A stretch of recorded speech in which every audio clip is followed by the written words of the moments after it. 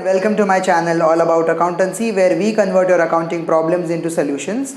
I am your host Professor Tanmaypvttutor, and today I am back with another episode of Subsidiary Books.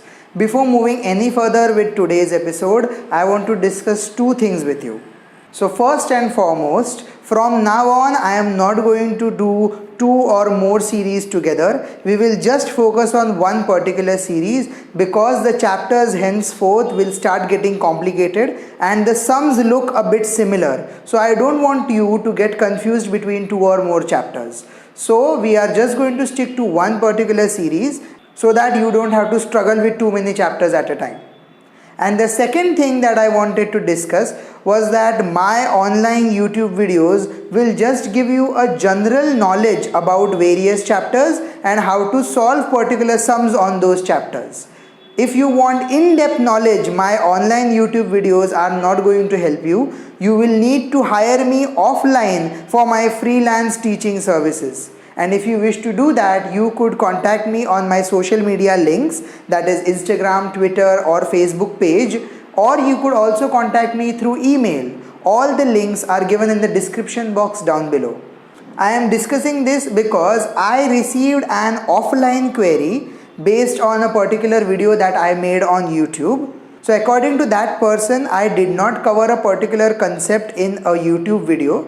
And my response to that was, my videos are not going to give you in-depth knowledge, because I can provide you in-depth knowledge on YouTube, but I do not have that much time to make YouTube videos. Because if you do not know, it takes ages to make a very good YouTube video. Then it takes again a lot of time in editing, and then you have to render the video. There's a lot of things which you have to do at the back end.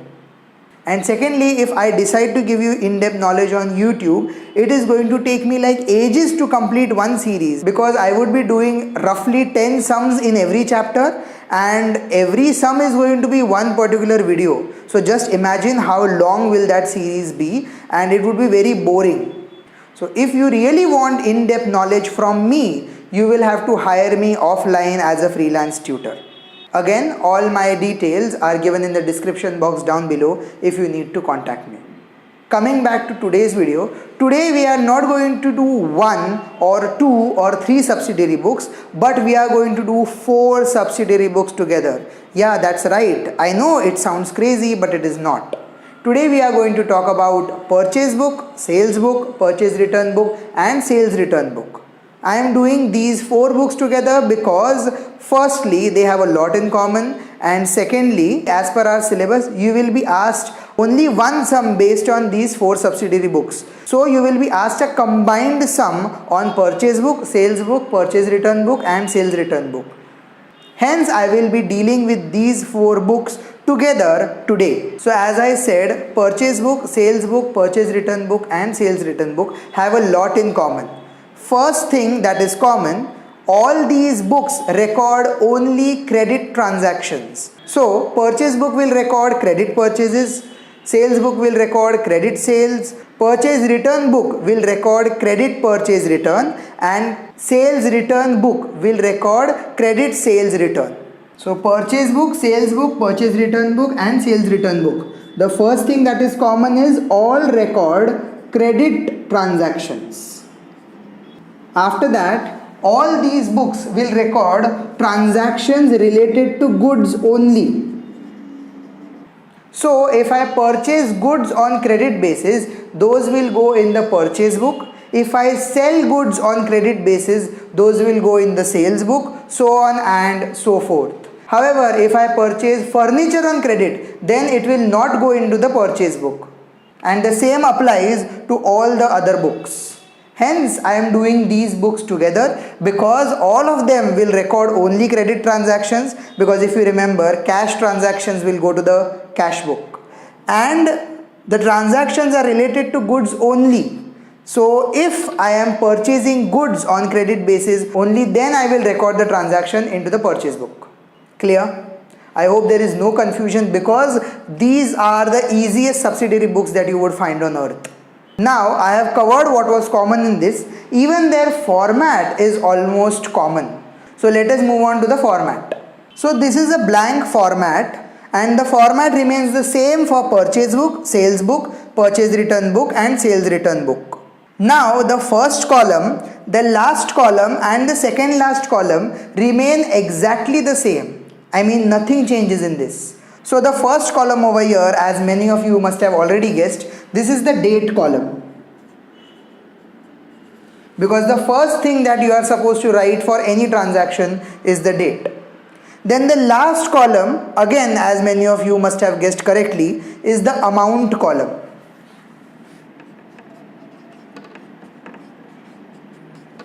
And the second last column over here is the LF column, ledger folio. These three columns remain the same for all the four subsidiary books. Now let us start with the purchase book. So in the heading I am going to write purchase book. So in a purchase book you are supposed to write the name of the people from whom you have purchased the goods. Again let me repeat, in a purchase book you are supposed to write the name of the people from whom you are purchasing the goods. If I have purchased goods from Kalyan stores, I have to write the name of Kalyan stores over here. So who is Kalyan stores for me? The seller, or as I like to call, the supplier. Normally business people purchase goods from suppliers. So the heading over here is going to be name of supplier. So whenever you make a purchase book, you are supposed to write the name of the supplier as the heading. And the next column is for the document number. Now as you know, whenever we purchase goods or whenever we sell goods, you have to make a bill, or as we call it, you have to make an invoice. So an invoice could be of two types, either an inward invoice or an outward invoice. So common sense over here. Whenever you purchase goods, do the goods come in or the goods go out? Correct, the goods come in. So I am going to make an inward invoice, and hence this column is the inward invoice number column. Inward invoice number column. So when you make a purchase book, you are supposed to write the date of the purchase, then the name of the person from whom you are purchasing the goods, then the inward invoice number, and then the amount. Obviously the LF column will again remain blank over here as well. Now let us move on to sales book. Now when we are making the sales book, we need to write the name of the people to whom I am selling the goods. So if I am selling the goods to Samantha, I have to write Samantha's name over here.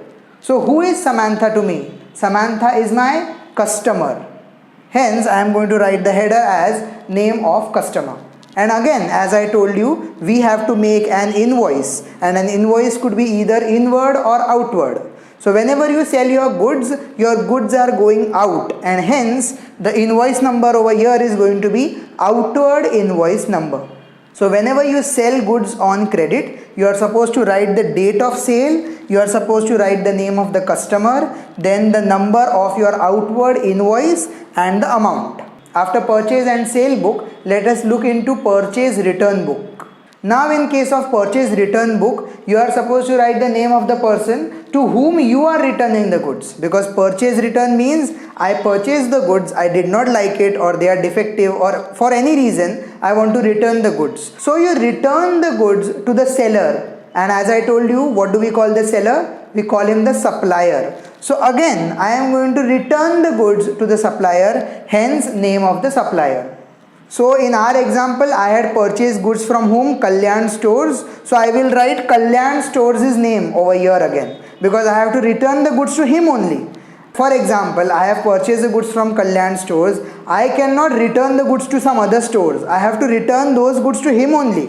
And the next thing over here, which relates to source documents. So if you remember, I did source documents called the debit note and credit note.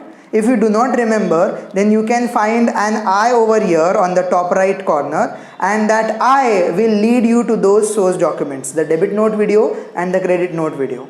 In those videos I told you that you will issue a debit note to a person whose account you are going to debit. So if I am debiting your account, I will be issuing a debit note to you, and if I am crediting your account, I will be issuing a credit note to you. So whenever I return the goods to a particular person, I will debit that person's account because that person is the receiver right? Hence, in case of purchase return, I am returning the goods to the supplier, right? So I am going to debit the supplier, hence here it is going to be debit note number. So whenever you return the goods to a particular supplier, you will write the date of the transaction, the name of that supplier, the debit note number and the amount. And last but certainly not the least, let us look into the sales return book as well. Now, what do you mean by sales return? Sales returns means I had sold the goods in the past and now they are coming in return. So to whom did I sell the goods? I sell the goods to my customers. So the customers will return the goods. So here I am supposed to write the name of my customers. And in case of sales return, you credit the customer's account because the customer is the giver of the goods. And hence I will issue a credit note to him. So here it is going to be credit note number. So in case of sales return, I have to write the date of the sales return, I have to write the name of the customer, I have to write the credit note number and the amount. Now today the video is already quite long. I don't want to make it longer by solving an illustration. So I will be solving the illustration in my next video. If you are liking my method of teaching, then please give this video a like. Share this video, subscribe to my channel and hit the notification bell so that you never miss a new upload. I upload videos every Wednesday and Sunday. If you have any queries or suggestions, you can use the comment box down below. Again, if you need in-depth knowledge, you have to hit me up on my various social media links or either on my email ID. All the links are given in the description box down below.